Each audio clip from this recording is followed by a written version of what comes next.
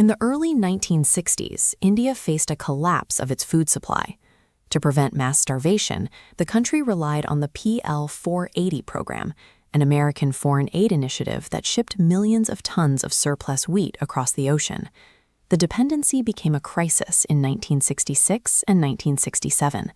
Severe monsoon failures led to back-to-back years of drought that decimated domestic harvests, leaving the nation's survival tied entirely to foreign shipments. Efforts to boost yields with nitrogen fertilizer backfired. Instead of producing more food, traditional wheat varieties responded to the extra nutrients in a way that destroyed the crop before it could be harvested. This was a biological flaw called lodging. Traditional Indian wheat had tall, thin stalks. When fertilized, the grain head became too heavy for the plant to support. The stalks buckled under the weight, leaving the grain to rot in the mud. To increase production, the plant needed a different physical architecture. Solving the hunger crisis required a genetic redesign that could handle the weight of a larger harvest.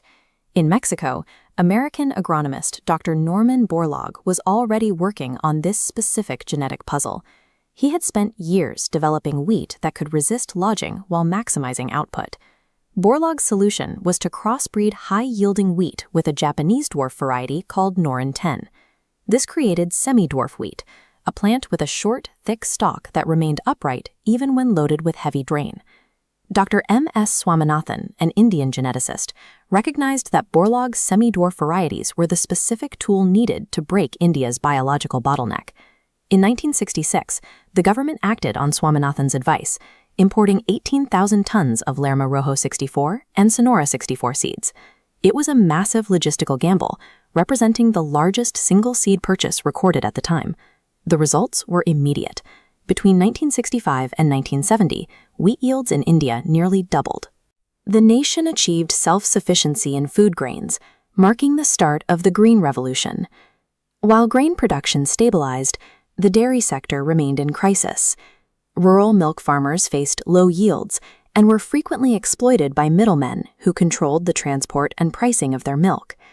Dr. Verghese Kurian sought to change this through cooperative economics, giving farmers direct control over their product and removing predatory middlemen. This led to Operation Flood and the AMUL model. It created a self-sustaining cooperative where dairy farmers managed the entire process, from procurement and pasteurization to marketing the final product. By combining Swaminathan's biological breakthroughs with Kurian's economic reforms, India secured both its calorie supply and the rural livelihoods needed to sustain it. The shift in production changed India's global standing. Current agricultural data shows the country now ranks first in the world for milk, mango, and banana production, and second for wheat and rice. But this volume came with a hidden cost. Decades of heavy chemical use and intense irrigation have led to significant soil exhaustion and environmental stress in the country's most productive regions. In the state of Punjab, the heart of the Green Revolution, fertilizer consumption has reached a rate of 212 kilograms per hectare, reflecting a heavy reliance on synthetic inputs to maintain high yields. To address this, the government launched the Soil Health Card Scheme. These cards provide farmers with a specific breakdown of their soil's nutrient levels, allowing them to apply only the exact fertilizers needed to prevent chemical overuse. Other initiatives, like the Paramparagat Krishi Vikas Yojana, promote a shift towards sustainability. This program incentivizes traditional organic practices to improve soil health and reduce the agricultural sector's chemical footprint.